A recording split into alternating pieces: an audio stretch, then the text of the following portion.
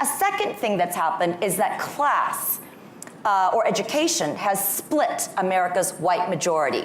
And as a result of these two factors, what I think we're seeing today is the emergence in the United States of our own really weird, idiosyncratic version of a market-dominant minority. Who am I referring to?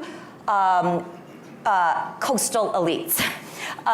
It's a misnomer because they're not all coastal, and they're not all elite in the sense that they're not all wealthy, not all white. But basically, I'm talking about all the people in this room. And at first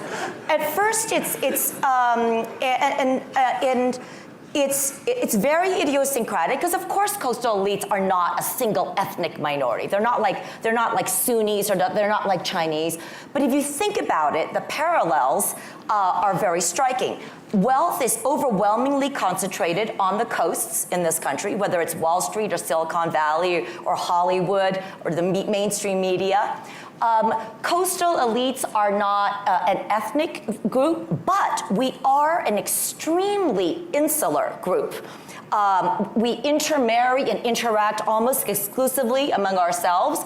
It is much more common for somebody growing up in Manhattan who attended Columbia to marry, a Nigerian American or an Asian American or a South Asian of similar academic background than somebody from Appalachia.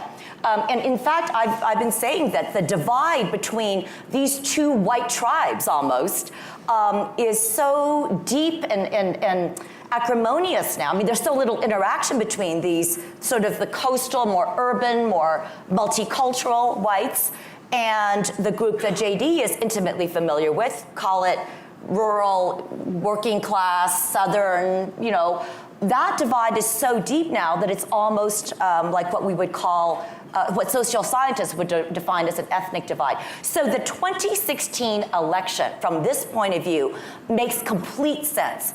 Because remember I said earlier that when you have a market-dominant minority, over and over in countries from Zimbabwe to Indonesia to Malaysia to Venezuela to Bolivia, you will see a political demagogue rising to power by saying, you know why you're poor? You know why your life is not good? It's because this outsider group is controlling everything and they don't care about you. So vote for me and it's time to take back our country.